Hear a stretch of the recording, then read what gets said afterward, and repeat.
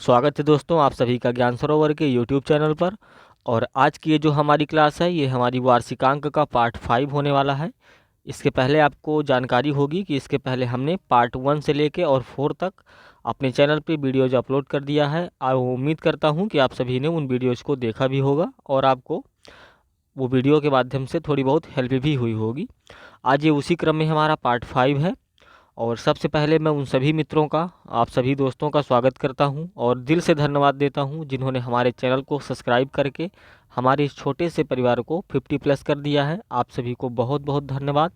और उम्मीद करूंगा कि आप ऐसे ही हमारी इस 50 प्लस की फैमिली को जल्द ही 50K में परिवर्तित कर देंगे। इसी उम्मीद के साथ हम निरंतर आपके समक्ष एक नए वीडियो लेकर जो है उपस्थित होते रहेंगे।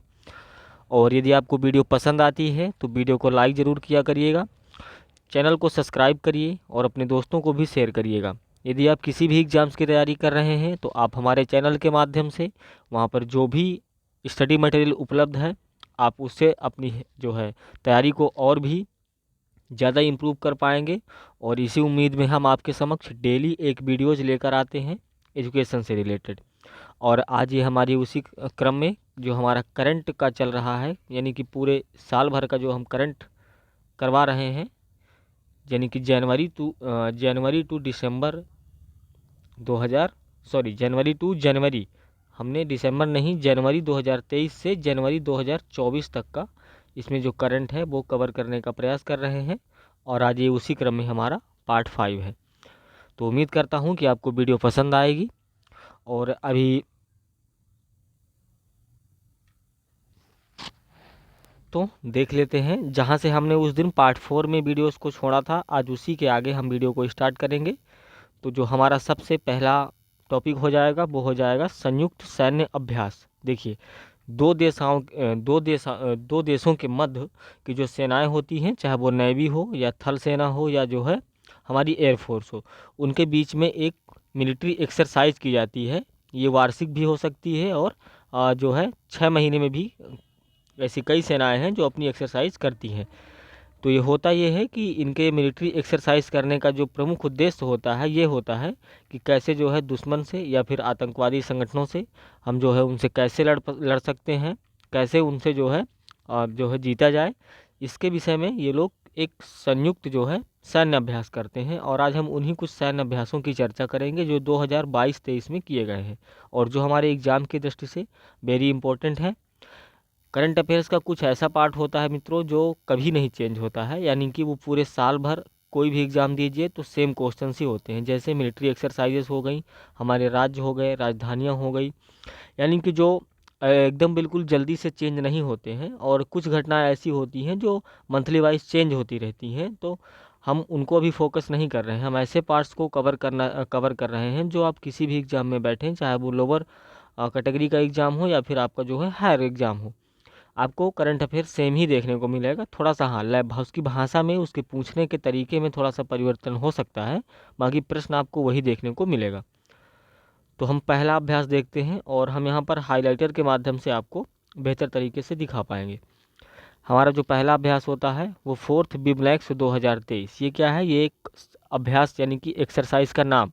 हम जब कोई भी काम करते हैं तो उसको एक नाम देते हैं, इसी तरह ये हमारे मिलिट्री एक्सरसाइज का नाम है 4th विनबैक्स 2023। भारत और वियतनाम की जो थल सेना है उनके मध्य ये जो है किया जाता है। और कहाँ पर? तो हनोई, हनोई वियतनाम की राजधानी है, ये वहाँ पर मिलिट्री एक्सरसाइज की गई है। अगला देखेंगे 17वां सूर्य किरण अभ्यास 2023। ये भारत और नेपाल की जो थल सेनाएं हैं उनके मध्य जो उत्तराखंड में पिथौरागढ़ है वहाँ पर ये एक्सरसाइज की गई थी। अगला देखते हैं दूसरा ऑस्ट्रा हिंद अभ्यास 2023। ये भारत और ऑस्ट्रेलिया की जो थल सेना है, यानी कि जो हमारी आर्मी है, उनके मध्य किया जाता है। कहाँ पर? ऑस्ट्रेलिया के पर्थ में। 14वां वज्र प्रहार अभ्यास 2023। ये भारत और अमेरिका की जो थल सेना है उसके मध्य ये एक्सरसाइज की गई। कहाँ? उमरोई, मेघालय में। 9वां मित्र शक्ति अभ्यास 2023 भारत श्रीलंका के मध्य होता है और इसमें जो सेनाएं भाग लेती हैं वो दोनों देशों की थल सेनाएं भाग लेती हैं। ये कहाँ होता है? हमारा औंध, जो पुणे महाराष्ट्र में है। सी गार्जियन 3 जैसा कि आपको इसके नाम से ही पता चल रहा होगा कि यहाँ पर सी गार्जियन 3 यानी कि सी यानी कि समुद्र पे, तो जाहिर सी बात है कि चीन पाकिस्तान की जो नौसेना है यानी कि जो नेवी है उसके मध्य मिलिट्री एक्सरसाइज की गई। कहाँ पर? उत्तरी अरब सागर में। बोंगो सागर अभ्यास 2023 भारत बांग्लादेश की जो नौसेना है उसके मध्य होता है, जो है उत्तर बंगाल की खाड़ी में। अगला देखेंगे 7वां काजिंद अभ्यास 2023 भारत और कजाकिस्तान की थल सेनाओं के मध्य ये अभ्यास हुआ, ओटार कजाकिस्तान में। मरुएक्स 2023 ये म्यांमार और रूस की नौसेनाओं के मध्य होता है, अंडमान सागर में। हरिमऊ शक्ति अभ्यास 2023 भारत और मलेशिया की जो थल सेनाएं हैं उनके मध्य, कहाँ पर? भारत के उमरोई छावनी जो कि मेघालय में स्थित है, वहाँ पर ये एक्सरसाइज की जाती है। ये जब एक्सरसाइज की जाती है तो ये सेम आपको ऐसा देखने वालों को ऐसा लगता है कि एकदम वास्तव में यहाँ पर जो है क्या हो गया है, युद्ध हो रहा है। सेम उसी तरह से घर बनाए जाते हैं, उसी तरह से गोले बारूद चलते हैं, उसी तरह जो है आमने सामने सेनाएं टकराती हैं। लेकिन हाँ, किसी को इसमें जो है जान का खतरा नहीं होता है या फिर किसी को इसमें जान नहीं ली जाती। लेकिन एक तरह से इसको रियलिटी यानी कि एकदम जैसे होता है सेना के साथ, जब दुश्मन से किसी सेना की लड़ाई होती है तो जो आमने सामने जो क्रिया प्रतिक्रिया हो सकती है वो सारी चीज़ें यहाँ पर कवर की जाती हैं। और अगला देखेंगे हम 11वां संप्रीति अभ्यास 2023 ये भारत और बांग्लादेश की जो थल सेनाएं हैं उनके मध्य मेघालय के उमरोई छावनी में होता है। 5वां ओसिनडेक्स 2023 भारत और ऑस्ट्रेलिया के मध्य होता है, जो नौसेनाएं हैं उनके मध्य सिडनी ऑस्ट्रेलिया में ये मिलिट्री एक्सरसाइज की गई। दोस्तों यदि मैं चाहूँगा कि आप मेरे साथ वीडियो में अंत तक बने रहें, और हम इसमें मिलिट्री एक्सरसाइजेस ही नहीं, इसमें हम बहुत सारा पार्ट्स जो भी हमारे राष्ट्रीय आंदोलन जो राष्ट्रीय हमारे से जो है संगठन है, संस्थान है, या फिर जो हमारे प्रमुख अभी योजनाएं चल रही हैं या जो है प्रमुख सम्मेलन हुए हैं, तो हम सभी को इसमें कवर करेंगे, लेकिन एक सिस्टमेटिक तरीके में। ऐसा नहीं कि हम 10 घंटे की एक क्लास आपको दे दें तो 10 घंटे ना तो आप देख सकते हैं ना उसको समझ सकते हैं। और यदि आप पार्ट वाइज कोई भी चीज़ कवर करते हैं तो बहुत अच्छे से आप समझ पाते हैं। और ये चीज़ें रटने की नहीं होती, ये चीज़ें समझने की होती हैं, रिवीजन करने की होती हैं। आप इनको जब 2-3 बार इसको देखेंगे, सुनेंगे, तो ये ऑटोमेटिक आपके दिमाग में, आपको मुँह ज़बानी याद नहीं होगा, लेकिन जब आप एग्ज़ाम में बैठते हैं और 4 ऑप्शन आप देखते हैं तो जो उसका सही ऑप्शन होगा उसको आप जैसे ही देखेंगे आपको तुरंत वो चीज़ें याद आ जाएंगी कि अच्छा इसका आंसर ये था। तो आप इसको देखिएगा, 1-2 बार इसको देखिए, और ये आप किसी भी एग्ज़ाम में बैठिए। अभी आने वाला जो हमारा यूपी आरओ का एग्ज़ाम है, या फिर जो एसआई और एएसआई के भी फॉर्म भरे जा रहे हैं, कंप्यूटर ऑपरेटर का हो गया, यूपी कांस्टेबल का हो गया, किसी भी एग्ज़ाम में जाएंगे तो ये जो करंट अफेयर्स का पार्ट्स होता है ये जो है एकदम सेम होता है, इसमें कोई दिक्कत नहीं होती। आप कहीं से भी करिए आपको यही चीज़ें देखने को जो है मिलेंगी। तो इसको हम सिस्टमेटिक तरीके में देखेंगे, लेकिन मैं चाहता हूँ कि इस क्लास को हम जो है काफ़ी जल्दी, यानी कि इसको अब आधे घंटे या 1 घंटे क्लास ना करके इसको थोड़ा सा और ज़्यादा करते हुए, और इसको जल्द से जल्द करंट वाले जो हमारा पूरा टॉपिक है मैं यानी कि बेसिक टू एडवांस, इसको पूरा हम जल्द से जल्द ख़त्म करें। और इसके बाद हम अपनी एक नई सीरीज लेकर आएंगे जो मेनली हमारा फोकस होगा आरओ के लिए। जो भी हमारे दोस्त आरओ का एग्ज़ाम देने जा रहे हैं उनके लिए हम एक 30 ईयर का PYQ सेट लेकर आएंगे, जिसमें प्रत्येक विषय के 30 सालों में पूछे गए परीक्षाओं में जितने भी हमारे क्वेश्चंस होंगे हम सभी को एकदम सिस्टमेटिक तरीके से और उनकी व्याख्या सहित, जहाँ भी जो भी कठिन शब्द होगा उसको हम सरल भाषा में व्याख्या करते हुए अपने दोस्तों को शेयर करने का प्रयास करेंगे। तो हम चाहते हैं कि आप हमारे साथ बने रहें, और यदि वीडियो पसंद आए तो लाइक ज़रूर करिएगा, चैनल को सब्सक्राइब भी करिए। और हम चाहते हैं कि जो हमारी 50 दोस्तों की अभी टीम खड़ी हुई है, इसको आप जल्द से जल्द सभी दोस्त मिलकर इसको 50K करके जो है 50K तक ले जाएं। और ये सब आप ही के वजह से संभव हो पाएगा, और हम तो सिर्फ प्रयास कर सकते हैं और आपको विस्तृत जो है स्टडी मटेरियल प्रोवाइड करवाएंगे। तो उसी उम्मीद के साथ अब हम आपके सामने जो है निरंतर एक वीडियो लेकर आएंगे। तो चलिए देख लेते हैं अगला अपना मिलिट्री एक्सरसाइजेस।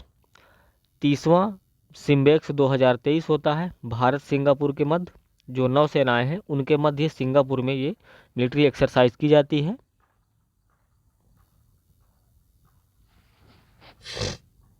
21वां अरुण अभ्यास 2023, ये भारत और फ्रांस की जो नौसेना है उसके मध्य अरब सागर में ये एक्सरसाइज की गई। 27वां मालाबार युद्धाभ्यास 2023, ये क्वाड सदस्य देशों के बीच किया जाता है और क्वाड सदस्य में जो हमारे आते हैं देश वो होते हैं अमेरिका, ऑस्ट्रेलिया, भारत और जापान। मेनली जो चार हमारे देश हैं अमेरिका, ऑस्ट्रेलिया, भारत और जापान, इनको हम क्वाड सदस्य देश कहते हैं। तो इन चारों के मध्य चारों देशों की सेनाओं ने मिलकर, नौसेनाओं ने मिलकर एक मिलिट्री एक्सरसाइज किया। कहाँ पर? ऑस्ट्रेलियाई जल क्षेत्र में, यानी कि जो ऑस्ट्रेलिया देश का जो समुद्री इलाका है वहाँ पर ये एक्सरसाइज की गई। नोमाडिक एलिफेंट 2023, भारत और मंगोलिया की थल सेनाओं के मध्य, मंगोलिया के कहाँ पर? उलान बटोर में ये एक्सरसाइज की जाती है। 7वां जिमेक्स 2023, भारत और जापान की नौसेना के मध्य विशाखापत्तनम में ये मिलिट्री एक्सरसाइज की गई। सुरक्षा ब्रांड 2023, चीन, रूस और ईरान, इन तीनों देशों की सेनाओं ने जो हमारे जो है तीनों देशों की नौसेनाएं थी उन्होंने मिलकर एक एक्सरसाइज की ओमान की खाड़ी में। खान क्वेस्ट 2023 जो एक्सरसाइज होती है ये बहुराष्ट्रीय का मतलब होता है कि बहुत से देशों, इसमें जो ये खान क्वेस्ट एक्सरसाइज 2023 हुई थी इसमें लगभग 20 देशों की सेनाओं ने जो है हिस्सा लिया था। और ये कहाँ पर हुआ था? तो मंगोलिया में इसका एक्सरसाइज की गई और इसमें जो है थल सेनाओं ने भाग लिया था। भारत की तरफ से जो गढ़वाल राइफल्स है भारत में, उसकी जो है गढ़वाल राइफल्स ने इसमें भाग लिया था। आगे देखते हैं 12वां एक्वेरियन अभ्यास 2023, ये भारत और मालदीव के मध्य होता है, थल सेनाओं के मध्य, चौबटिया उत्तराखंड में। 6ठा एकथा अभ्यास 2023, भारत मालदीव की जो नौसेनाएं हैं उनके मध्य मालदीव में एक्सरसाइज की जाती है। सुदर्शन शक्ति 2023, ये भारतीय सेना के सप्तशक्ति कमान का मतलब होता है कि जो है वो 7 राज्यों में जो है इसकी कमानें हैं, यानी कि सुरक्षा कर रही हैं। तो जो हमारी भारतीय सेना की सप्तशक्ति कमान है उसकी थल सेना ही है। तो ये इन्होंने किया पंजाब और राजस्थान में। टाइगर शार्क 40X 2023, ये बांग्लादेश और अमेरिका की जो नौसेनाएं हैं उनके मध्य चट्टोग्राम, जो कि बांग्लादेश के BNS निर्वीक में है, वहाँ पर स्थित है, तो वहाँ पर ये एक्सरसाइज की जाती है। अगला देखेंगे अल मुहैद अल हिंदी 2023, ये भारतीय नौसेना और रॉयल सऊदी की नौसेना है उनके मध्य सऊदी अरब के अल जुबैल में एक्सरसाइज की जाती है। चौथा समुद्र शक्ति 2023, भारत इंडोनेशिया की जो नौसेनाएं हैं उनके मध्य बाटम इंडोनेशिया में की गई। 35वां कॉर्पैट 2023, ये भारत और थाईलैंड की जो नौसेना है यानी कि नेवी के मध्य अंडमान सागर में ये एक्सरसाइज की जाती है। 7वां Ajay Warrior 2023, Bharat United Kingdom की थल सेनाएं जो थी वो यूके में ये एक्सरसाइज की गई।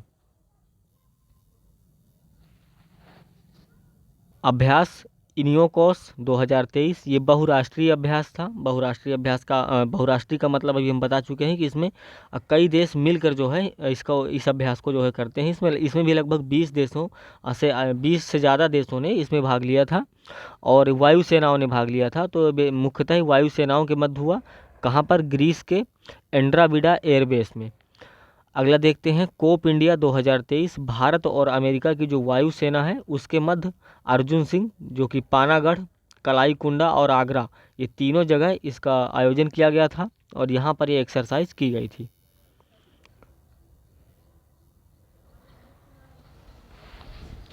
दसवां सिलिनेक्स 2023, ये भारत श्रीलंका की जो नौसेना है उनके मध्य कोलंबो में ये युद्धाभ्यास किया गया। एफिंडेक्स 2023, भारत और जो 23 अफ्रीकी देश हैं यानी कि जो अफ्रीका के 23 देश हैं उनकी थल सेनाओं के मध्य पुणे में एक्सरसाइज की जाती है। फ्रिंजेक्स 2023, भारत और फ्रांस के मध्य किसके? थल सेनाओं के मध्य तिरुवनंतपुरम केरल में ये अभ्यास किया गया। कोंकर 2023, ये कहाँ पर? ये भारत और यूके की जो नौसेनाएं हैं उनके मध्य अरब सागर के जो कोंकर तट है वहाँ पर ये एक्सरसाइज की गई थी। कोबरा वॉरियर 2023, ये बहुपक्षीय था। बहुपक्षीय का मतलब होता है कि यानी कि बहुत से पक्ष, जिसमें लगभग एक से ज़्यादा देश मिलकर इस एक्सरसाइज को करते हैं। अगर हम बात करें तो जो इस बार इसमें बहुपक्षीय युद्धाभ्यास में भाग लिया उसमें फिनलैंड, स्वीडन, दक्षिण अफ्रीका, अमेरिका, सिंगापुर, ब्रिटेन और भारत जैसे देशों की जो वायु सेनाएं थी इन्होंने मिलकर इस युद्धाभ्यास को किया। और कहाँ पर? यूनाइटेड किंगडम में। 13वां बोल्ड कुरुक्षेत्र जो 2023 ये भारत और सिंगापुर की जो थल सेना है उनके मध्य जोधपुर सैन्य स्टेशन जो कि राजस्थान में है वहाँ पर ये एक्सरसाइज की गई थी। लापेरोस तीसरा यानी कि जो लापेरोस थर्ड जो 2023 का मिलिट्री एक्सरसाइज है वो कहाँ पर किया गया? इसमें भी बहुराष्ट्रीय यानी कि लगभग 20 देशों ने इसमें हिस्सा लिया और हिंद महासागर क्षेत्र में। और इसमें जो हिस्सा ली है तो जाहिर सी बात है कि अगर हिंद महासागर में युद्धाभ्यास हो रहा है तो उसमें नेवी ही हिस्सा लेगी। सीन्यू मैत्री 2023 ये भारत और जापान की वायुसेना के मध्य जापान के कोमात्सु में इसका आयोजन किया गया था। डस्टलिक फोर्थ 2023 भारत और उज्बेकिस्तान की जो थल सेनाएं हैं उनके मध्य जो उत्तराखंड का पिथौरागढ़ है वहाँ पर ये मिलिट्री एक्सरसाइज की गई थी। तो ये रही दोस्तों हमारे कुछ मिलिट्री एक्सरसाइजेस। अब हम आगे देख लेते हैं हमारे जो अंतर्राष्ट्रीय संस्थान हैं या फिर संगठन जिनको हम कहते हैं यानी कि इंटरनेशनल ऑर्गेनाइजेशन, उनको हम देखते हैं। कई बार ऐसा एग्जाम्स में अगर हम प्रीवियस ईयर पेपर्स को चेक करें तो उसमें ऐसे कई बहुत सारे क्वेश्चंस हैं जो हमारे इंटरनेशनल ऑर्गेनाइजेशन से संबंधित पूछे जाते हैं कि जो है इस अंतर्राष्ट्रीय संस्थान का मुख्यालय कहाँ पर है या फिर इसमें कितने देश शामिल हैं, इसकी स्थापना कब हुई थी। ऐसे प्रश्नों को वहाँ पर पूछा जाता है। तो ये आपकी परीक्षा की दृष्टि से वेरी इंपॉर्टेंट होने वाला है। तो हम चाहते हैं कि आप इसको ज़रूर देखिए। और यदि आप अभी भी हमारी वीडियो में बने हैं तो आपका बहुत बहुत शुक्रिया, बहुत बहुत धन्यवाद। और हम चाहेंगे कि आप हमारे साथ इस वीडियो को अंत तक देखें और अपने ज्ञान में थोड़ी बहुत बढ़ोतरी ज़रूर कर पाएंगे। चलिए आगे देख लेते हैं। जो हमारे अंतर्राष्ट्रीय संस्थान है या फिर संगठन है तो अंतर्राष्ट्रीय श्रम संगठन जिसको हम कहते हैं इंटरनेशनल लेबर ऑर्गेनाइजेशन, इसकी स्थापना 1919 में होती है और इसका जो मुख्यालय बनाया गया है वो जिनेवा में बनाया गया है। इसके अभी जो प्रमुख हैं या फिर हम अध्यक्ष कह दें या फिर महासचिव, यहाँ पर लिखा भी हुआ है कि महासचिव जो अभी इसके हो जाएंगे वो गिलबर्ट हैंगबो हो जाएंगे। और इसमें जो सदस्य देश हैं वो टोटल 127 सदस्य देश हैं इसमें। और इसका जो भी 127वां सदस्य बना है वो टोंगा देश बना है। अब देखिए होता यह है कि जब देशों के बीच की बात होती है और कोई संगठन अंतर्राष्ट्रीय स्तर पर होता है तो वहाँ पर कोई व्यक्ति उसका सदस्य नहीं होता है, उसमें देश उसकी सदस्यता लेते हैं। और जब हम छोटे मोटे संगठन बनाते हैं तो उसमें व्यक्तियों की सदस्यता होती है, लेकिन ये इंटरनेशनल मामला है, इसमें देशों की सदस्यता होती है ना कि किसी जो है पर्सनल व्यक्ति की। तो यहाँ पर टोटल 127 देश इसके सदस्य हैं। अगला देखते हैं इंटरपोल। इंटरपोल का नाम शायद आपने सुना होगा। इंटरपोल है क्या? बेसिकली 194 जो देश हैं उसमें भारत भी सम्मिलित है। तो 194 देशों की ये संयुक्त पुलिस है। जब भी कोई इंटरनेशनल क्राइम या फिर इंटरनेशनल मामला ऐसा होता है टेररिज्म से लेकर के या फिर कोई क्राइम हो या फिर कुछ और भी गतिविधियां हो तो उसमें इस तरह एक इंटरपोल की स्थापना की गई थी जिसमें 194 देशों ने मिलकर एक पुलिस बनाया जिसका मुख्यालय हो जाएगा हमारा फ्रांस के लियोन्स में। और इसकी स्थापना की गई थी 1923 में। इसके जो महासचिव हैं अभी वर्तमान में वो जुर्गेन स्टॉक हैं। आगे देखेंगे राष्ट्रमंडल, आपने सुना होगा कॉमनवेल्थ। तो इसकी स्थापना 1931 में की गई थी और इसमें टोटल 54 देश सम्मिलित हैं। और इसका जो अभी 54वां देश बना है मतलब जिसने अभी सदस्यता ली है वो मालदीव है। इसका मुख्यालय हो जाएगा हमारा लंदन में। और जो इसके महासचिव हैं वो हैं पेट्रिसिया स्कॉटलैंड। अगला देखते हैं संयुक्त राष्ट्र संघ यूएनओ जिसको हम कहते हैं। इसकी स्थापना 1945 में होती है। इसका मुख्यालय न्यूयॉर्क शहर में है अमेरिका में। इसके जो भी प्रमुख हैं वो एंटोनियो गुतरेस हैं और इसमें टोटल 193 देश इसके सदस्य हैं। और इसका जो अभी अंतिम यानी कि 193वां देश इसका सदस्य बना है वो है दक्षिण सूडान। आगे देखते हैं अंतर्राष्ट्रीय मुद्रा कोष IMF। इसकी स्थापना 1945 में होती है। इसका मुख्यालय वाशिंगटन DC में है और इसके जो प्रमुख हैं वो क्रिस्टोलिना जॉर्जिएवा हैं। और इसमें टोटल 190 देश इसके सदस्य हैं। और अभी जो फिलहाल में इसका सदस्यता जिस देश ने ली है वो है अंडोरा। विश्व बैंक यानी कि वर्ल्ड बैंक। इसकी स्थापना 1945 में होती है। वाशिंगटन डीसी में इसका मुख्यालय हो जाएगा। और इसके जो अध्यक्ष हैं वो हैं अजय बंगा। इसमें टोटल 189 देश इसके सदस्य हैं। अगला देखते हैं खाद्य एवं कृषि संगठन। इसकी स्थापना 1945 में की जाती है और इसका जो मुख्यालय हो जाएगा वो इटली शहर के रोम में है। इसके जो प्रमुख हैं वो हैं क्यू डोंग्यू और इसमें जो टोटल देशों की जो सदस्य हैं वो 197 हैं। आगे बढ़ेंगे अंतर्राष्ट्रीय न्यायालय यानी कि जिसको हम शॉर्टकट में कह देते हैं ICJ। इसकी स्थापना 1945 में की गई थी और इसका जो मुख्यालय है वो नीदरलैंड के हेग शहर में है। और इसके जो प्रमुख हैं वो जोआन ई डोंग्यू हैं और इसमें टोटल 194 देश सम्मिलित हैं। यूनेस्को आपने कई बार सुना होगा यूनेस्को की खजुराहो जो है यूनेस्को विश्व धरोहर में सम्मिलित है। तो यूनेस्को एक संगठन है जो क्या करता है, सांस्कृतिक जो हमारी प्राचीन संस्कृतियां हैं उनको जो है संजोता है, उनका जो है एक तरह से कहें कि जीर्णोद्धार कराता है और उनको संरक्षित रखता है। तो ये एक यूनेस्को एक संगठन है और इसकी स्थापना 1945 में की गई थी। कहाँ पर? फ्रांस के पेरिस में। और इसके जो भी प्रमुख हो जाएंगे हमारे वो हैं आंद्रे अजोले। इसमें टोटल 195 देश इसके सदस्य हैं। संयुक्त राष्ट्र बाल कोष जिसको हम इंग्लिश में कहते हैं यूनिसेफ, इसकी स्थापना होती है 1946 में। इसका जो मुख्यालय हो जाएगा वो न्यूयॉर्क में है और इसके प्रमुख हैं कैथरीन रसेल। इसमें टोटल 191 देश इसके सदस्य हैं। विश्व स्वास्थ्य संगठन यानी कि WHO, इसकी स्थापना 1948 में की जाती है। इसका मुख्यालय जिनेवा स्विट्जरलैंड में है और इसके जो प्रमुख हो जाएंगे वो टेड्रोस आधानोम हो जाएंगे। इसमें जो सदस्य देश हैं वो हैं 194। आर्थिक सहयोग एवं विकास संगठन जिसको हम कहते हैं OECD, इसकी स्थापना 1961 में की जाती है फ्रांस के पेरिस में और इसके जो महासचिव हैं वो माथियास कारमन हैं। और इसमें टोटल जो सदस्य देश हैं वो 37 अभी इसमें देश इसकी सदस्यता लिए हुए हैं। और जो अभी 37वें नंबर का देश इसकी सदस्यता लिया है वो है कोलंबिया। नाटो, आपने नाटो का नाम सुना होगा। तो नाटो की जो स्थापना हुई थी वो 1949 में हुई थी और इसका जो मुख्यालय है वो बेल्जियम के ब्रुसेल्स में है। और इसके जो महासचिव हैं अभी वर्तमान में वो जेंस स्टोल्टेनबर्ग हैं। और इसमें जो टोटल देश शामिल हैं यानी कि इसके जो सदस्य हैं वो 31 देश इसके सदस्य हैं।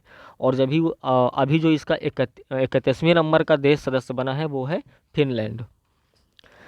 संयुक्त राष्ट्र शरणार्थी उच्चायुक्त यानी कि जिसको हम शॉर्टकट में कह देते हैं अंकर, इसकी स्थापना 1950 में होती है। इसका मुख्यालय जिनेवा में है और इसके जो उच्चायुक्त हैं वो फिलिपो ग्रांडी हैं और इसमें टोटल 135 देश इसके सदस्य हैं। यूरोपीय संघ यानी कि यह यूरोप के देशों का एक संगठन है। इसकी स्थापना 1958 में की जाती है। कहाँ पर? बेल्जियम के ब्रुसेल्स में इसका मुख्यालय हो जाएगा। और इसके जो प्रमुख हैं वो उर्सुला वान डेर लेयन हैं और इसमें टोटल 27 देश सम्मिलित हैं। लेकिन अभी हुआ क्या वर्तमान में कि ब्रिटेन अभी जो है इसकी सदस्यता छोड़ दिया है, अब ब्रिटेन इसका सदस्य नहीं है। तो ये एक करंट का क्वेश्चन हो सकता है जब हम कोई बड़ा एग्जाम से देते हैं तो वहाँ पर ऐसे क्वेश्चंस पूछे जाते हैं कि बताइए यूरोपीय संघ का अब कौन सा देश सदस्य नहीं है। तो आपको यहाँ पर इसको याद रखना चाहिए कि क्या ब्रिटेन अब जो है इसका सदस्य देश नहीं है। अगला देखते हैं ओपेक। ओपेक संगठन की स्थापना 1960 में की जाती है। इसका जो मुख्यालय है वो ऑस्ट्रेलिया के वियना में है और इसके जो महासचिव हो जाएंगे वो हैथम अल घिस हो जाएंगे। और इसमें टोटल जो सदस्य देश हैं वो हैं 13। अभी फ़िलहाल में कतर एवं इक्वाडोर अब इससे बाहर हो गए हैं। जैसे कि ब्रिटेन जो है यूरोपीय संघ से बाहर हुआ वैसे इन्होंने ओपेक संगठन से कतर और इक्वाडोर बाहर हो गए हैं। तो ये भी याद रखने लायक इम्पोर्टेंट क्वेश्चंस बन सकता है। वैसे जितने भी हम बता रहे हैं आपको ये सभी इम्पोर्टेंट हैं, लेकिन यदि आप जो है इनको याद नहीं करिए, इनको आप एक दो बार सुनिए समझिए तो ये आपको दिमाग में जो है थोड़ा सा रहेंगे कि हाँ इसमें जो है ऐसा था। आगे देखेंगे गुट निरपेक्ष आंदोलन जिसको हम कहते हैं नाम। इसकी स्थापना 1961 में की गई थी। इसका जो मुख्यालय है वो इंडोनेशिया के जकार्ता शहर में है और इसके जो प्रमुख हैं वो इल्माह अलीएव हैं। इसमें टोटल 120 देश इसके सदस्य हैं। एमनेस्टी इंटरनेशनल, इसकी स्थापना 1961 में लंदन में की गई थी और इसके जो महासचिव हैं वो हैं एग्नेस कैलमर्ड। इसमें टोटल जो सदस्य देश हैं वो हैं 150। अगला देख लेते हैं अंकटाड। इसकी स्थापना 1964 में की गई। ये जेनेवा शहर में स्थित है और इसके जो महानिदेशक हो जाएंगे वो रेबेका ग्रीन स्पैन हो जाएंगे।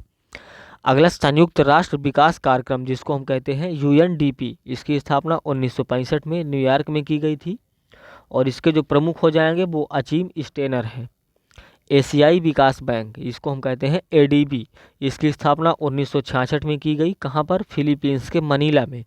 और इसके जो प्रमुख हैं वो जो है मत्सुगु अस्कावा हैं और इसमें जो सदस्य देश हैं वो हैं 68, यानी कि 68 देशों इसके जो है सदस्य हैं। न्यू डेवलपमेंट बैंक, इसकी अगर शॉर्टकट में बात करें तो इसको कहते हैं एनडीबी। इसकी स्थापना 2014 में की गई थी। इसका जो मुख्यालय है वो चीन के शंघाई शहर में है और इसके अध्यक्ष हो जाएंगे डिल्मा रूसेफ। इसमें जो टोटल सदस्य देश हैं वो 9 देश हैं और इसका जो अभी 9वां सदस्य देश बना है वो है मिस्र। दक्षिण पूर्वी एशियाई देशों का संघ, जिसको हम कहते हैं आसियान देशों का संगठन या फिर आसियान देश, इसकी स्थापना 1967 में की जाती है। इंडोनेशिया के जकार्ता शहर में इसका क्या है? मुख्यालय बनाया गया है, यानी कि हेडक्वार्टर है। और इसके महासचिव हो जाएंगे काओ किम हाउर।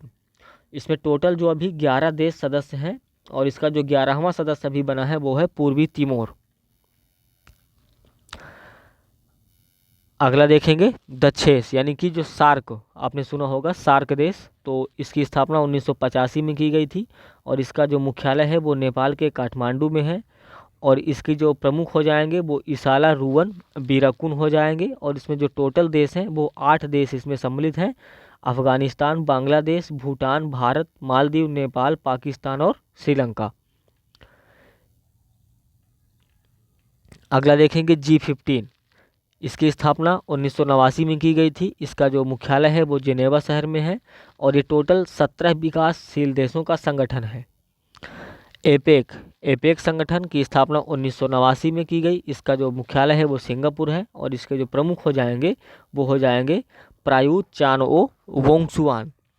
और इसमें टोटल 21 देश इसके सदस्य हैं और अभी जो 21वें नंबर का सदस्य देश बना है वो है वियतनाम। संयुक्त राष्ट्र मानवाधिकार परिषद, जिसको हम कहते हैं UNHRC, इसकी स्थापना 2006 में की गई स्विट्जरलैंड के जिनेवा शहर में और इसके जो प्रमुख हैं वो फ्रेडेरिको विलेगास हो जाते हैं और इसमें टोटल 47 देश हैं और जो अभी इसका 47वें नंबर का देश इसके सदस्य बना है वो है चेक गणराज्य। विश्व व्यापार संगठन यानी कि WTO, वर्ल्ड ट्रेड ऑर्गेनाइजेशन, इसकी स्थापना 1995 में की जाती है। इसका जो मुख्यालय है वो जिनेवा शहर में है और इसके जो प्रमुख हो जाएंगे वो नगोजी ओकोंजो इबोला हो जाएंगे और इसमें टोटल 164 देश इसके जो है सदस्य हैं और अभी जो 164वें नंबर का देश सदस्यता इसकी लिया है वो है अफगानिस्तान। एसेम संगठन की स्थापना 1966 में की गई और इसके जो अभी इसका जो मुख्यालय है वो ब्रुसेल्स है और इस टोटल इसमें जो सदस्य देश हैं वो हैं 51 इसके राष्ट्र जो है सदस्य हैं और 2 अंतर्राष्ट्रीय संगठन भी इसमें जो है इसकी सदस्यता लिए हुए हैं। इस तरह से कुल मिला के 53 की संख्या हो जाती है। आगे देखेंगे बिम्स्टेक की स्थापना 1997 में की गई थी। कहाँ पर? बांग्लादेश के ढाका में इसका मुख्यालय हो जाएगा और इसको जो महासचिव हैं वो तेंजिन लेक फेल है और इसके जो सदस्य देशों की संख्या है वो है 7। संघाई सहयोग संगठन यानी कि SCO, इसकी स्थापना 2001 में की गई।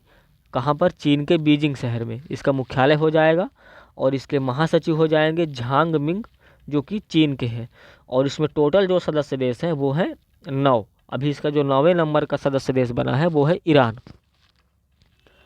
अंतर्राष्ट्रीय आपराधिक न्यायालय यानी कि ICC, इसकी स्थापना 2002 में हुई थी और ये कहाँ पर भी इसका मुख्यालय है? हेग शहर में, नीदरलैंड के हेग में। और इसके जो प्रमुख हो जाएंगे वो पियोत्र हाफमैनस्की हो जाएंगे और इसमें जो टोटल सदस्य देश हैं वो हैं 124 और अभी 124वें नंबर का जो देश इसमें सदस्यता लिया है वो है मलेशिया। आगे बढ़ते हैं और देख लेते हैं अफ्रीकी संघ। अभी हमने आगे पहले देखा था यूरोपीय संघ और ये क्या है? अफ्रीकी संघ है, जिसको हम कहते हैं जो है अफ्रीकी यूनियन। इसकी स्थापना 2002 में हुई थी और इसका जो मुख्यालय है वो अदीस अबाबा में है और इसके महानिदेशक पाल कागमे हैं और इसमें टोटल जो हैं वो 55 अफ्रीकी देश इसके सदस्य हैं। इब्सा की स्थापना 2004 में हुई। इसका मुख्यालय स्विट्जरलैंड के लुगानो में है और इसमें जो सदस्य देश हैं वो हैं 3। कौन कौन से? भारत, ब्राज़ील और दक्षिण अफ्रीका। ब्रिक्स संगठन जो इसकी स्थापना हुई 2009 में, इसका मुख्यालय हो जाएगा चीन के शंघाई शहर में और इसके जो प्रमुख हैं वो सरगई रायबाकोव हैं और इसमें जो टोटल सदस्य देश हैं वो हैं ब्राज़ील, रूस, भारत, चीन और दक्षिण अफ्रीका। कुल मिलाकर 5 देश इसके संगठन जो है 5 सदस्य देश क्या है इसमें सदस्य हैं। अंतर्राष्ट्रीय सौर गठबंधन, इसकी स्थापना 2015 में की जाती है। इसका मुख्यालय भारत में हरियाणा के गुरुग्राम में है और इसके जो महानिदेशक हो जाएंगे वो अजय माथुर हैं और इसमें टोटल 102 देश इसके क्या हैं इसके सदस्य हैं और जो 102 नंबर का भी सदस्य देश बना है वो है एंटीगुआ और बारबुडा। तो ये रहे हमारे कुछ अंतर्राष्ट्रीय संगठन। अब हम आगे देखेंगे प्रमुख अंतर्राष्ट्रीय सम्मेलन 2023 22-23 यानी कि जो 2022-23 में प्रमुख हमारे अंतर्राष्ट्रीय सम्मेलन हुए हैं, अब हम उनके बारे में चर्चा करेंगे। अगला देखते हैं अब हम प्रमुख अंतर्राष्ट्रीय सम्मेलन। आप यहाँ पर ध्यान से देखिए, यहाँ पर हम अंतर्राष्ट्रीय सम्मेलन की बात कर रहे हैं यानी कि इसमें आप जो है कई देशों के मध्य जो है ये सम्मेलन किए जाते हैं। इसमें कई देशों के प्रतिनिधि इसमें भाग लेते हैं और जो अंतर्राष्ट्रीय हमारे ये जो कि मामले हो जाते हैं या फिर जो भी हमारे अंतर्राष्ट्रीय विषय हैं उन पर यहाँ पर चर्चा की जाती है। तो हम देखते हैं और इसके जस्ट बाद हम देखेंगे राष्ट्रीय सम्मेलन यानी कि जो भारत में हमारे सम्मेलन हुए हैं या फिर भारत देश के लिए प्रॉपर देश के लिए हैं तो उनकी चर्चा करेंगे। लेकिन अभी हम देख लेते हैं प्रमुख अंतर्राष्ट्रीय सम्मेलन। पहला देखते हैं वार्षिक जलवायु परिवर्तन शिखर सम्मेलन, जिसको हम जानते हैं COP28 के नाम से और इसका आयोजन होता है दुबई में। जो लक्ष्य था यानी कि प्रमुख जो उद्देश्य था वो था जीवाश्म ईंधन को चरणबद्ध तरीके से खत्म करना और नवीकरणीय ऊर्जा लक्ष्य को प्राप्त करना। देखिए, जीवाश्म ईंधन का मतलब होता है कि जो भी हम ज़मीन के भीतर से निकालते हैं, जैसे हमारा पेट्रोल हो गया, डीजल हो गया, गैस हो गया, और इनके जो बनने की प्रक्रिया है ये हज़ारों लाखों साल होती है। जब भूकंप होता है, कोई चीज़ वहाँ पर दफन हो जाती है तो उसका विघटन होकर ऐसे तत्वों में परिवर्तन होता है। तो इसका जो लक्ष्य था तो ऐसे जीवाश्म ईंधन को चरणबद्ध यानी कि धीरे धीरे स्टेप बाय स्टेप इसको ख़त्म करना है और जो नवीकरणीय ऊर्जा है जैसे कि पवन ऊर्जा हो गई, सौर ऊर्जा हो गई, उसको जो है हमें उसके लक्ष्य को प्राप्त करना है यानी कि उसको ज़्यादा बढ़ावा देना है। और जो अगला वार्षिक जलवायु परिवर्तन शिखर सम्मेलन होगा वो कहाँ पे होगा? तो अजरबैजान के बाकू में होगा और ये हमारा 28वें नंबर का सम्मेलन था और 29वें नंबर का सम्मेलन अजरबैजान के बाकू में होगा। अगला देखेंगे 5वां विश्व कॉफ़ी सम्मेलन 2023 यानी कि ये आयोजन इसका होता है 25 से 28 सितंबर 2023 में। कहाँ पर? बेंगलुरु के कर्नाटक में। और इसकी जो थीम थी वो थीम क्या थी? Sustainability through circular economy and regenerative agriculture. Theme का मतलब होता है कि उद्देश्य क्या था यानी कि विषय क्या था। मेनली जो बात होगी इस सम्मेलन में वो किस विषय पर होगी, प्रमुख उद्देश्य क्या होगा, तो वही यहाँ पर जो है थीम दी जाती है कि जो है हमारा उद्देश्य ये रहेगा इस बैठक का। अगला हम देखेंगे 18वां G20 शिखर सम्मेलन। आपने G20 के बारे में सुना होगा। तो G20 शिखर सम्मेलन हमारा होता है कहाँ पर? आयोजन होता है इसका 9-10 सितंबर 2023 को भारत मंडपम नई दिल्ली में इसका आयोजन किया गया था। इसकी थीम थी वसुधैव कुटुंबकम यानी कि one earth, one family, one future, जिसका मतलब होता है कि सारा संसार एक जो है परिवार है या सारी पृथ्वी जो है हमारे भाई बंधु हैं रहने वाले। और इसके जो भारतीय शेरपा नियुक्त किए गए थे वो अमिताभ कांत होते हैं। शेरपा का मतलब तो जो है पहाड़ी इलाकों पर रहने वाले लोग होते हैं जो बड़े बहादुर होते हैं। लेकिन जब यहाँ पर ऐसी जो है क्या कहते हैं उपाधि दी जाती है किसी को, तो शेरपा का जो विशेष यहाँ मतलब था वो क्या था कि वो व्यक्ति राजनीति और कूटनीति में एकदम माहिर है। तो किसे बनाया गया था भारतीय शेरपा? अमिताभ कांत को बनाया गया था। और इसकी जो पहली G20 शेरपा की बैठक हुई यानी कि इसमें सभी देशों के शेरपाओं ने बैठक ली। जैसे हमारे भारतीय शेरपा अमिताभ कांत, इसी तरह प्रत्येक सभी देशों के एक एक शेरपा रहे होंगे।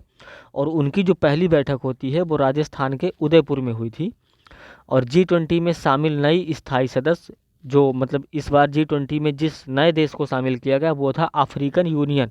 इस तरह से ये G20 G21 हो गया है। यानी कि अभी तक ये 20 देशों का संगठन था, लेकिन इसमें अफ्रीकन यूनियन को सम्मिलित करके इसको जो है इसमें 21 देश इसके सदस्य हो गए। और इसका 17वां सम्मेलन, ये देखिए हमारा 18वां सम्मेलन था, यानी कि इसके जो पहले 17वां सम्मेलन हुआ था वो इंडोनेशिया के बाली में हुआ था 2022 में। और जो आगामी सम्मेलन हमारा होगा 19वां G20 का, वो ब्राज़ील में होगा 2024 में। आगे देख लेते हैं 43वां आसियान शिखर सम्मेलन 2023। देखिए अभी जस्ट आपने ऊपर आसियान देश पढ़े होंगे, ब्रिक्स ब्रिक्स संगठन पढ़ा होगा। तो हमारा जो उद्देश्य था वो पहले इसीलिए आपको प्रमुख जो संगठन है उनके बारे में बता दिया गया, जिनसे आपको पता चले कि ये हैं क्या, और इसके बाद फिर हम सम्मेलन देखेंगे। तो आसियान जो हमारे आसियान देश हैं उनके मध्य जो है सम्मेलन होता है, और इसका आयोजन हुआ था 5 से 7 सितंबर 2023 को। कहाँ पर? इंडोनेशिया के जकार्ता में। और इसकी जो थीम थी वो थी आसियान मैटर्स, एपिसेंट्रम ऑफ ग्रोथ। अगला देखेंगे 15वां ब्रिक्स शिखर सम्मेलन 2023। ये 15वें नंबर का ब्रिक्स शिखर सम्मेलन 2023 हुआ। इसका आयोजन होता है 22 से 24 अगस्त 2023 में जोहान्सबर्ग, दक्षिण अफ्रीका में। और इस सम्मेलन की जो अध्यक्षता किया था वो किस देश ने किया? दक्षिण अफ्रीका के राष्ट्रपति सिरिल रामाफोसा ने जो है इसकी अध्यक्षता की थी। और भारत की तरफ से जो यहाँ पर प्रतिनिधित्व किया था वो प्रधानमंत्री नरेंद्र मोदी जो है गए थे। इसकी थीम थी, ब्रिक्स की थीम क्या थी कि BRICS and Africa partnership for mutually accelerated growth sustainability development. और इसमें जो नए देश शामिल किए गए हैं तो 6 देशों को इसमें नए देश शामिल किए गए, मिस्र, सऊदी अरब, UAE और जो है इथियोपिया, अर्जेंटीना और ईरान। इसके और जो 15 यानी कि जो इसके पहले 2022 में जो सम्मेलन हुआ था वो 14वें नंबर का था, और ये चीन के बीजिंग शहर में हुआ था। और जो आगामी सम्मेलन होगा यानी कि 16वें नंबर का वो रूस के कजान में होगा 2024 में। अगला देखेंगे 32वां नाटो शिखर सम्मेलन 2023। ये कहाँ पर इसका आयोजन होता है? तो 11 से 12 जुलाई को ये लिथुआनिया के विनियस शहर में इसकी जो है इसका आयोजन किया गया था। और इसमें जो इसका जो 32वां सम्मेलन हुआ था, और ये 32वां जो सम्मेलन हुआ था वो कहाँ हुआ था? स्पेन के मैड्रिड में। आगे देखेंगे, और थोड़ा सा हमें फिर से वहीं वापस चलना पड़ेगा क्योंकि दोनों साइड यहाँ पर सम्मेलन है। और इसका जो 34वां सम्मेलन होगा वो 2024 में वाशिंगटन DC में होगा। कहाँ पर? संयुक्त राज्य अमेरिका में। यहाँ पर थोड़ा सा मिस्टेक हुआ है कि जो यहाँ पर 32 लिखा हुआ है ये 32वां नहीं था, ये 33वें नंबर का क्या था? 33वें नंबर का शिखर सम्मेलन था। और 32वां हमारा 2022 में हो जाता है, और 34वें नंबर का 2024 में होगा। तो थोड़ा सा वहाँ पर मिसप्रिंट था। आगे देखेंगे 23वां SCO शिखर सम्मेलन। ये कहाँ पर होता है? इसका आयोजन जुलाई में हुआ था भारत में। और इसकी जो थीम थी वो थी टुवार्ड्स अ सिक्योर SCO। अभी हमने इसके पहले पढ़ा था कि SCO जो संगठन है वो किन किन देशों के मध्य है और कितने देश इसमें सम्मिलित हैं। तो यदि आपने अभी तक ध्यान से नहीं देखा है तो मैं चाहता हूँ कि एक बार आप बैक करके वीडियो को देख लीजिए, तो आपको बेहतर समझ में आएगा। क्योंकि कई बार चीज़ों को समझाना, एक ही चीज़ को रिपीट करना, मुझे लगता है आपके समय का जो है नुकसान होता है इसमें। अगला देख लेंगे 22वां सम्मेलन जो इसका हुआ था वो कहाँ हुआ था? वो उज़्बेकिस्तान में हुआ था 2022 में समरकंद में। 76वीं विश्व स्वास्थ्य सभा 2023। इसका आयोजन होता है 21 से 30 मई जिनेवा शहर में, स्विट्ज़रलैंड में। और इसकी जो थीम थी वो थी WHO at 75 saving lives driving health for all. इसका जो 22वां सम्मेलन हुआ था वो समरकंद उज़्बेकिस्तान 2022 में हुआ था। 6ठा हिंद महासागर सम्मेलन 2023। इसका आयोजन बांग्लादेश की राजधानी ढाका में किया जाता है 12 से 13 मई 2023 को। इसकी जो अध्यक्षता की थी वो थी शेख हसीना जो बांग्लादेश की PM है, उन्होंने इसकी अध्यक्षता किया। और इसका विषय था कि शांति, समृद्धि और एक लचीले भविष्य के लिए साझेदारी, यानी कि सब लोग शांति और समृद्धि जो है अपनाएं। आगे देखते हैं, अगला जो हमारा सम्मेलन होता है वो 49th G7 शिखर सम्मेलन 2023 हुआ। इसका आयोजन जापान के हिरोशिमा में हुआ था, और इसका आयोजन हुआ था 19 से 21 मई के मध्य। और यहाँ पर जो 48वां सम्मेलन हुआ था वो भी जर्मनी में हुआ था, वो जर्मनी में हुआ था 2022 में। और जो 50वें नंबर का सम्मेलन होगा वो अब 2024 में इटली में होगा। अगला देखते हैं, पहला वैश्विक बौद्ध सम्मेलन 2023। इसका आयोजन होता है नई दिल्ली में 20 अप्रैल 2023 को, और इसकी जो थीम थी वो थी रेस्पॉन्स टू कंटेम्प्रेरी चैलेंजेस और फिलॉसफी। आगे देखेंगे, संयुक्त राष्ट्र जल सम्मेलन 2023। इसका आयोजन होता है कहाँ पर? अमेरिका के न्यूयॉर्क में 22 से 24 मार्च 2023 को, और इसकी जो थीम थी वो थी our waters movement uniting the world for water. और अगला देखेंगे, 12वां विश्व हिंदी सम्मेलन। इसका आयोजन हुआ था नाडी, जो कि फिजी में है, 15 से 17 फरवरी 2023 में। और भारत का जो इसमें प्रतिनिधित्व किए थे वो थे विदेश मंत्री डॉक्टर एस जयशंकर ने जो है यहाँ पर भारत की तरफ से भाग लिया था। और सम्मेलन का विषय था हिंदी पारंपरिक ज्ञान से कृत्रिम मेधा तक। आगे देखते हैं, पहली G20 जो ECSWG की बैठक हुई थी 2023 में, उसका आयोजन होता है बेंगलुरु में, भारत, जो कि भारत में है बेंगलुरु, हम तो जानते ही हैं। और इसका आयोजन होता है 9 से 11 फरवरी 2023 में। इसका विषय था sustainability and climate resilient blue economy. अगला देखते हैं, विश्व आर्थिक मंच की 53वीं वार्षिक बैठक 2023। इसका आयोजन होता है 16 से 20 जनवरी 2023 में। कहाँ पर? स्विट्जरलैंड के दावोस में। और इसका विषय था कि cooperation in a fragmented world. तो ये हमारे कुछ रहे प्रमुख जो है अंतर्राष्ट्रीय सम्मेलन। और अब हम बात करेंगे प्रमुख राष्ट्रीय सम्मेलनों की। यदि आपको वीडियो पसंद आ रही हो तो आप वीडियो को लाइक ज़रूर करिए और चैनल को सब्सक्राइब भी करिएगा। देख लेते हैं दोस्तों, और मुझे लगता है इसको मैं हटा देता हूँ। प्रमुख जो हमारे राष्ट्रीय सम्मेलन हो जाएंगे उनके विषय में हम चर्चा करते हैं। पहला देखते हैं, द्विवार्षिक भारतीय कला, वास्तुकला और डिजाइन सम्मेलन। इसका आयोजन कहाँ पर होता है? लाल किला, नई दिल्ली में। इसका उद्घाटन करते हैं नरेंद्र मोदी। अगला देखेंगे, 26वां राष्ट्रीय ई गवर्नेंस सम्मेलन 2023। इसका आयोजन मध्य प्रदेश के इंदौर शहर में हुआ 24 से 25 अगस्त 2023 को। और इसकी जो थीम थी वो थी डेवलपिंग इंडिया और इम्प्रूविंग सिटीजन्स। G20 एम्पायर शिखर सम्मेलन। इसका आयोजन होता है गुजरात के गांधीनगर में 1 से 2 अगस्त 2023 को। सम्मेलन का विषय था कि महिलाओं के नेतृत्व में विकास, एक स्थायी, समावेशी और न्याय संगत। चौथा राष्ट्रीय युवा संसद महोत्सव 2023 में जो है आयोजन हुआ कहाँ पर?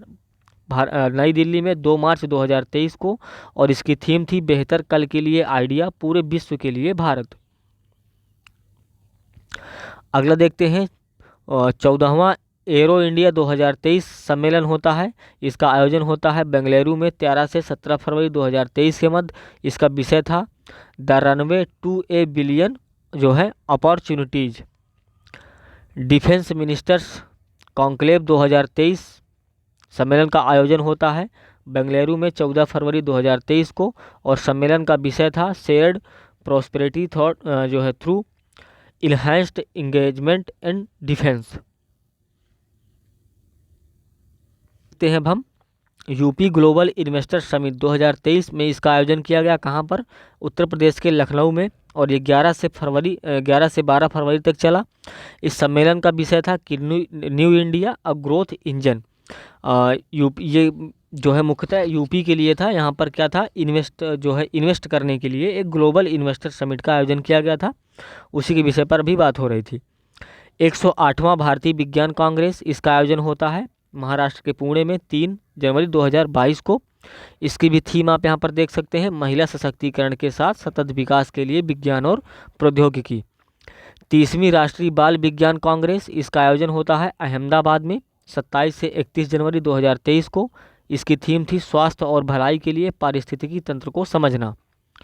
17वां प्रवासी भारतीय सम्मेलन 2023 कहाँ पर आयोजन होता है इसका? मध्य प्रदेश के इंदौर में 8 से 10 जनवरी 2023 को।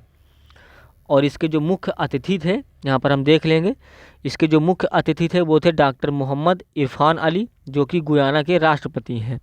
और विशेष अतिथि थे सूरीनाम के राष्ट्रपति चंद्रिका प्रसाद संतोखी।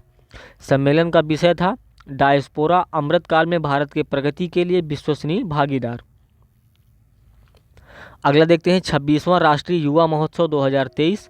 इसका आयोजन होता है कर्नाटक के हुबली में 12 जनवरी 2023 को, और इसकी थीम थी विकसित युवा और विकसित भारत।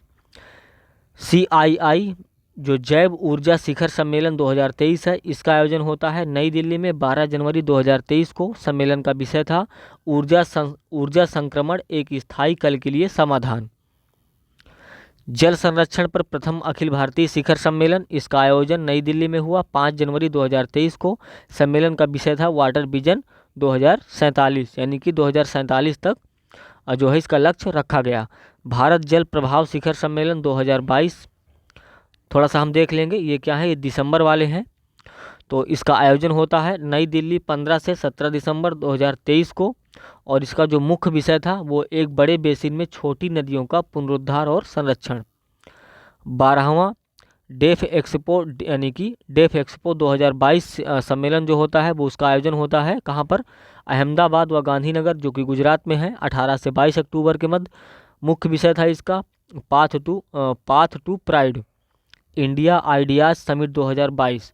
इसका आयोजन हुआ नई दिल्ली में सितंबर 2022 में, और इसका जो मुख्य विषय था वो अमेरिका भारत के समृद्धि को अगले 75 वर्षों में अधिक से अधिक बढ़ाना। अखिल भारतीय राजभाषा सम्मेलन, इसका आयोजन होता है सूरत गुजरात जो है सितंबर 2022 में। इसकी अध्यक्षता किया गृह मंत्री अमित शाह द्वारा। भारत स्वच्छ वायु शिखर सम्मेलन 2022, इसका आयोजन हुआ बेंगलुरु में अगस्त 2022 में, और इसका जो उद्देश्य था वो था वायु प्रदूषण, जलवायु परिवर्तन आदि विषयों पर विचार विमर्श करना।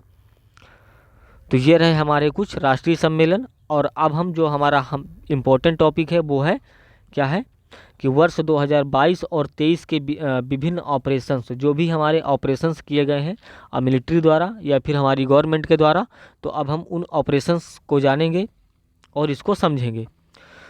तो जो हमारा पहला ऑपरेशन हो जाता है ये है ऑपरेशन अजय। भारत सरकार द्वारा इजराइल हमास युद्ध के दौरान इजराइल से भारतीयों को वापस लाने के लिए, जब इजराइल और हमास का युद्ध छिड़ गया तो वहाँ पर जो भी भारतीय लोग रह रहे थे उनको लाने के लिए भारत सरकार द्वारा एक ऑपरेशन चलाया गया, जिसको नाम दिया गया क्या, ऑपरेशन अजय। और इसके जरिए जो है इजराइल से और जो है भारतीयों को भारत सुरक्षित वापस लाया गया था। ऑपरेशन आयरन स्क्वाड से इसमें क्या हुआ, इजराइल ने हमास के खिलाफ जारी लड़ाई का कोड नाम दे दिया।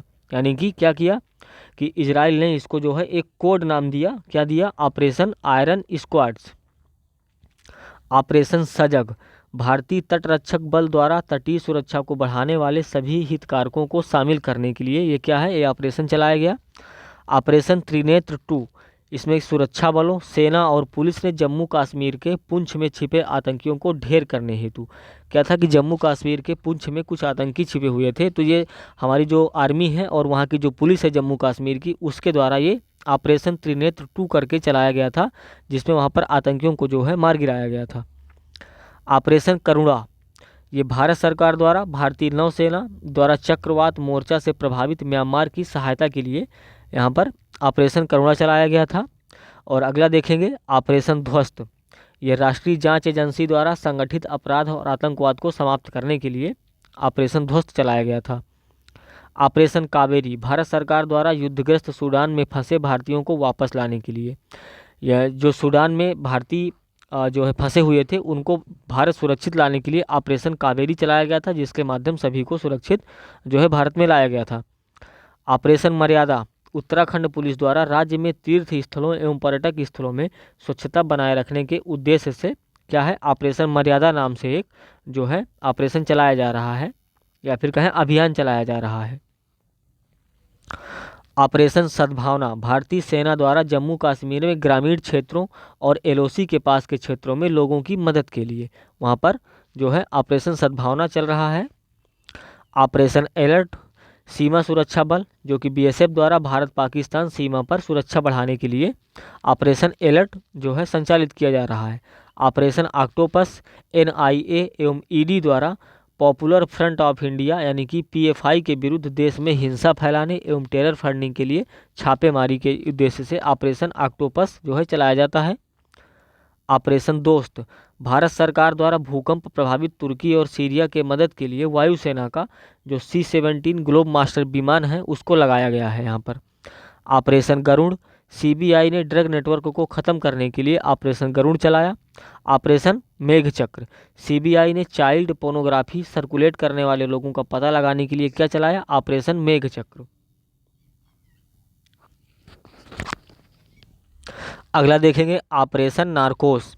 रेलवे सुरक्षा बल द्वारा रेल के माध्यम से नशीले पदार्थों की तस्करी को रोकने के लिए क्या चलाया जा रहा है? ऑपरेशन नारकोस। ऑपरेशन मिशन अमानत भारतीय रेल द्वारा यात्रियों के खोए हुए सामान की ट्रैकिंग हेतु जो है ऑपरेशन मिशन चलाया जा रहा है, मिशन अमानत चलाया जा रहा है। ऑपरेशन गंगा। ऑपरेशन गंगा में क्या है? भारत सरकार द्वारा युद्धग्रस्त यूक्रेन में फंसे भारतीय नागरिकों और छात्रों को जो है भारत लाने के लिए ऑपरेशन गंगा नाम से एक मिशन चलाया गया, जिसमें यूक्रेन से भारतीय छात्रों को जो है भारत एकदम सुरक्षित लाया गया था। आगे देखेंगे ऑपरेशन ओलिविया।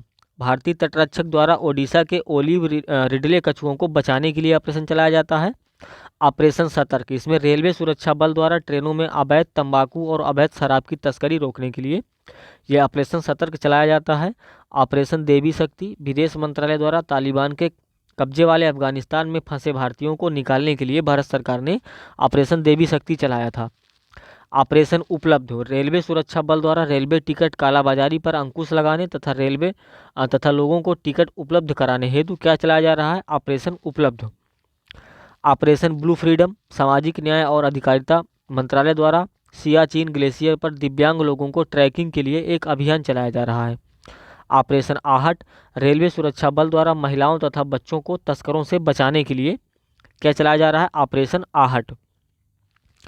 ऑपरेशन सर्द हवा सीमा सुरक्षा बल द्वारा राजस्थान के पश्चिमी अंतर्राष्ट्रीय सीमा पर घने कुहासे में घुसपैठ की घटनाओं को रोकने के लिए क्या चलाया जाता है? ऑपरेशन सर्द हवा।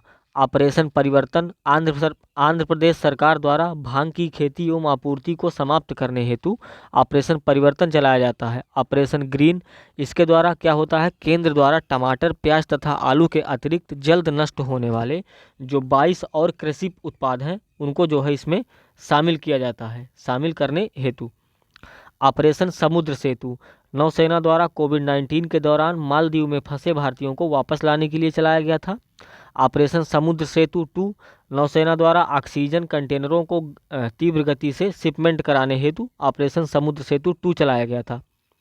ऑपरेशन नमस्ते भारतीय सेना द्वारा खुद को कोविड-19 के संक्रमण से मुक्त रखने के लिए ऑपरेशन नमस्ते चलाया गया था, जिसमें होता क्या था कि दूर से ही एक दूसरे से नमस्ते किया जाता था, ना कि जो है हैंडशेक किया जाता था। ऑपरेशन वंदे मातरम विदेश मंत्रालय द्वारा कोविड-19 के दौरान विदेश में फंसे 14,800 भारतीय नागरिकों को घर लाने के लिए ऑपरेशन वंदे मातरम जो है चलाया गया था। ऑपरेशन मिशन सागर विदेश मंत्रालय द्वारा कोविड-19 से निपटने के लिए मालदीव, मेडागास्कर और जो सेशेल्स और कोमोरोस के खाद्य आपूर्ति हेतु मिशन जो है सागर चलाया गया था। और कुछ इम्पोर्टेंस देख लेंगे, जैसे मिशन ऑपरेशन गंगा चलाया गया था। ये परीक्षोपयोगी तथ्य हो सकता है क्या था कि 26 फरवरी 2022 को भारत सरकार द्वारा विदेश मंत्रालय के सहयोग से यूक्रेन में फंसे भारतीय छात्रों और लोगों को बाहर निकालने के लिए ऑपरेशन गंगा की शुरुआत की गई थी। ऑपरेशन गंगा के सफल क्रियान्वयन के लिए केंद्र सरकार ने अपने 4 मंत्रियों को यूक्रेन से सटे पड़ोसी देशों में भेजा था, ताकि आप जाके वहाँ से इसकी जो है मॉनिटरिंग करिएगा और इसके जो है सरलतापूर्वक इसको सफल किया जा सके। जिसमें पहले मंत्री थे किरण रिजिजू, वो स्लोवाकिया देश गए हुए थे। हरदीप पुरी ये हंगरी में गए थे। और बीके सिंह पोलैंड में गए थे। ज्योतिरादित्य सिंधिया इनको कहाँ भेजा गया था? रोमानिया में। अगला देखेंगे प्रमुख आतंकी एवं गैर आतंकी गतिविधियां जो हुई हैं गलवान घाटी की झड़प जो भारत और चीन के मध्य होती है 15-16 जून 2020 को। बालाकोट एयर स्ट्राइक 26 फरवरी 2019 को हुई थी। पुलवामा हमला 14 फरवरी 2019 को हुआ था। सर्जिकल स्ट्राइक भारतीय सेना द्वारा की गई 29 सितंबर 2016 को। पठानकोट हमला 2 जनवरी 2016 को। मुंबई हमला 26 नवंबर 2008 को। और एयरलाइंस 814 हाईजैक जो त्रिभुवन हवाई अड्डा काठमांडू से इसको हाईजैक किया गया था वो 19 और 99 में। तो ये रहे हमारे कुछ ऑपरेशंस। अब हम देखेंगे भारत सरकार के प्रमुख रिपोर्ट।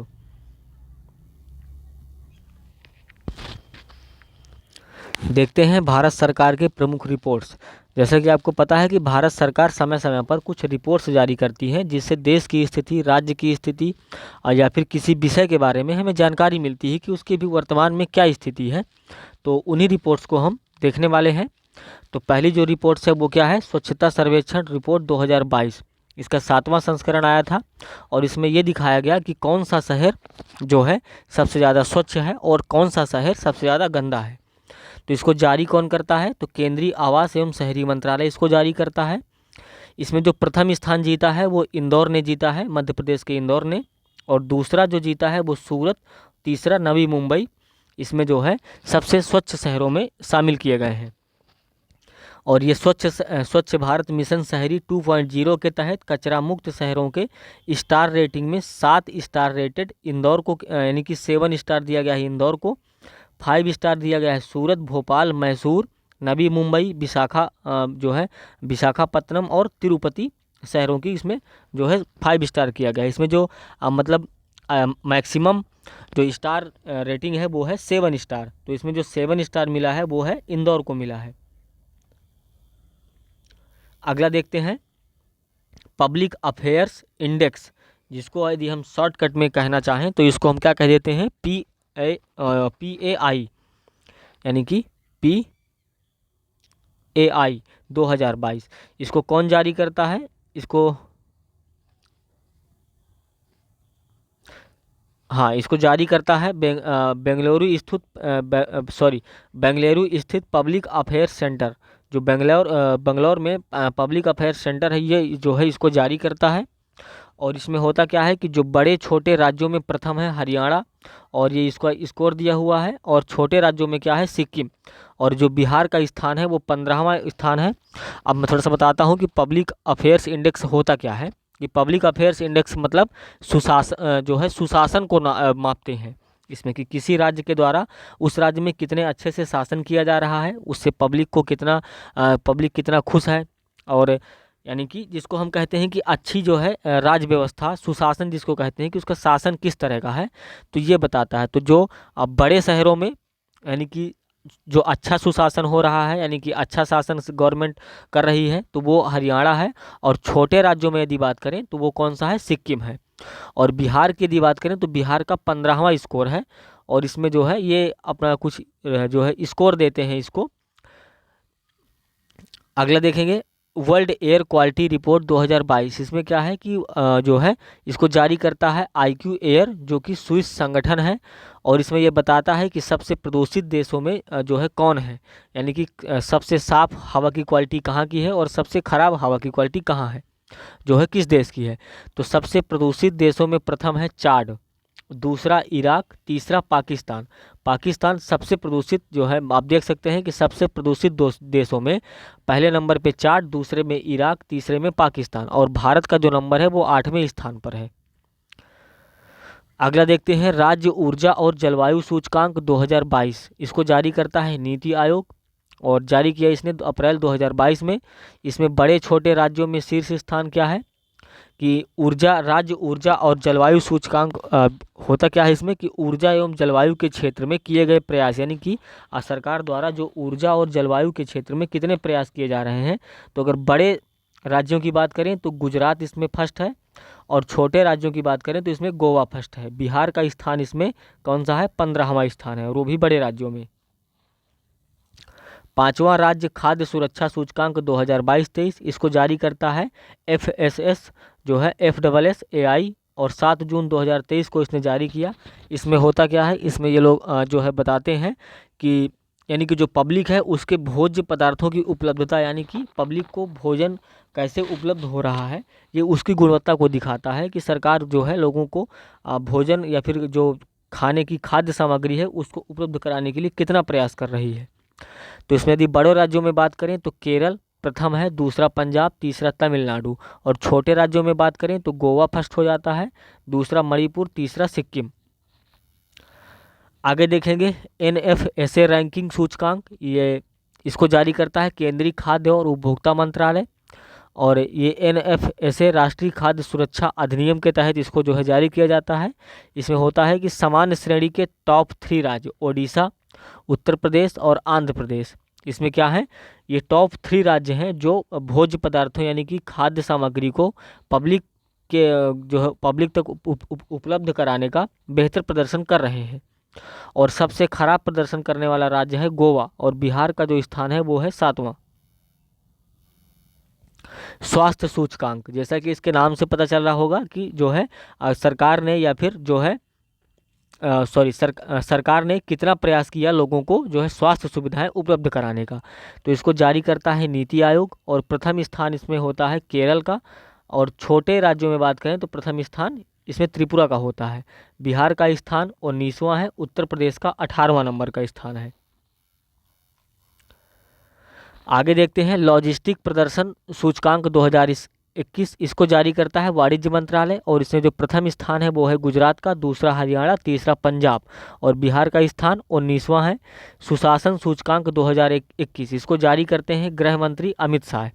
और इसमें जो प्रथम राज्य है वो है गुजरात, ग्रुप बी में बिहार का स्थान 6ठा है।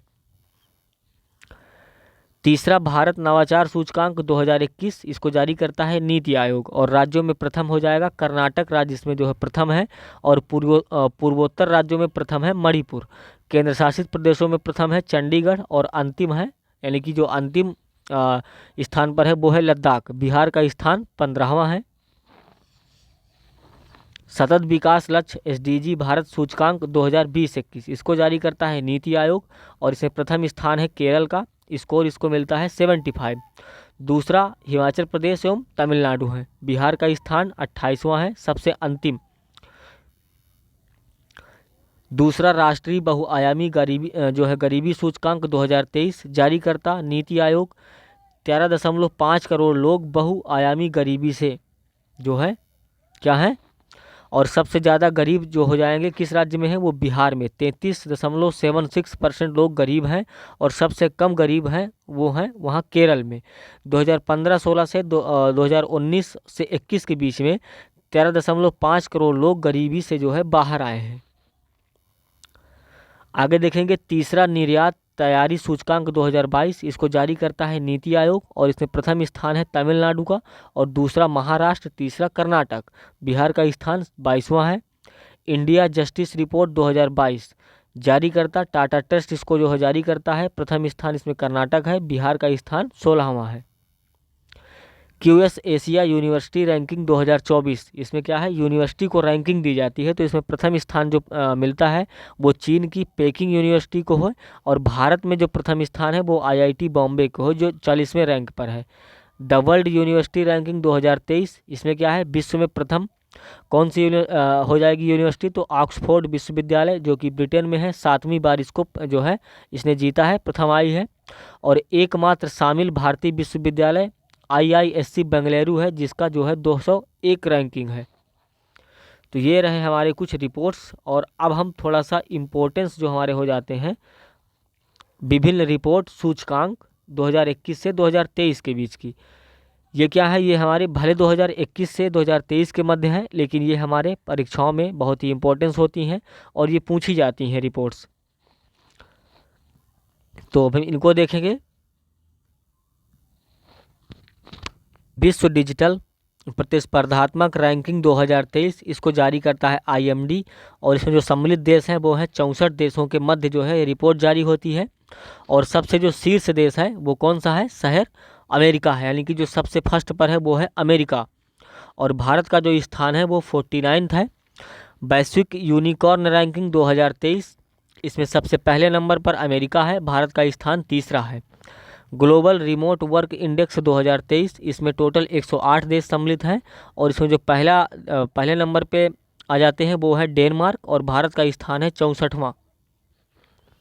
वैश्विक पेंशन सूचकांक 2023, इसको जारी करता है मर्सर CFA इंस्टीट्यूट और इसमें टोटल 47 देश इसके क्या हैं सम्मिलित हैं इसमें।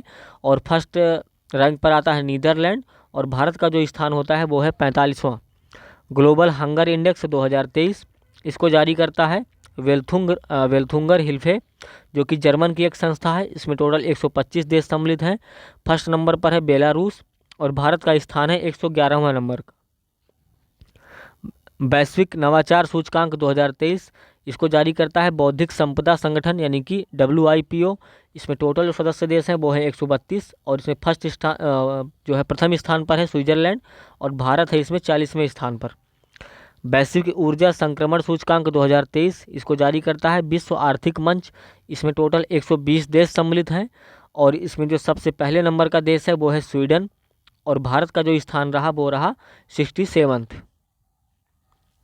वैश्विक शांति सूचकांक 2023, इसको जारी करता है institute for economics and peace. इसमें जो सम्मिलित देश हैं वो हैं 163। इसमें जो फर्स्ट रैंक पर आते हैं वो है आइसलैंड और भारत की जो रैंकिंग रही वो 126वीं रही। अगला देखते हैं विश्व निवेश रिपोर्ट 2023, इसको कौन जारी करता है? इसको जो है अंकटॉड जो संस्था है वो जारी करती है और इसमें टोटल 187 देश इसमें सम्मिलित हैं। सबसे पहले नंबर पर अमेरिका है और भारत का जो स्थान था वो 7वां था। हेनले पासपोर्ट इंडेक्स 2023, इसको जारी करता है हेनले एंड पार्टनर्स जो संस्थान है वो जारी करता है। इसमें टोटल 193 देश सम्मिलित हैं और फर्स्ट नंबर पर आते हैं सिंगापुर और भारत की जो रैंकिंग रही वो 80 नंबर पर रही। ग्लोबल जेंडर गैप सूचकांक 2023, इसको जारी करता है विश्व आर्थिक मंच। इसमें टोटल 164 देश सम्मिलित हैं। पहले नंबर पर जो आ जाते हैं वो है आइसलैंड और भारत का जो स्थान था वो 127वां था। वैश्विक प्रतिस्पर्धात्मक सूचकांक 2023, इसको जारी करता है प्रबंधन विकास संस्थान यानी कि IMD। इसमें जो सदस्य देश हैं वो हैं 64 और प्रथम स्थान पर होता है डेनमार्क और भारत का स्थान है वो है 40वां। सतत विकास रिपोर्ट 2023, सतत विकास समाधान नेटवर्क इसको जारी करता है। इसमें टोटल जो देश हैं वो हैं 166। पहले नंबर पर है फिनलैंड और भारत का स्थान है 112वां। अंतर्राष्ट्रीय बौद्धिक संपदा सूचकांक 2023, ग्लोबल इनोवेशन पॉलिसी सेंटर जो कि US में है ये जारी करता है इसको और इसमें टोटल 55 देश सम्मिलित हैं और इसमें पहले नंबर पर रहा अमेरिका। भारत का स्थान रहा 42वां।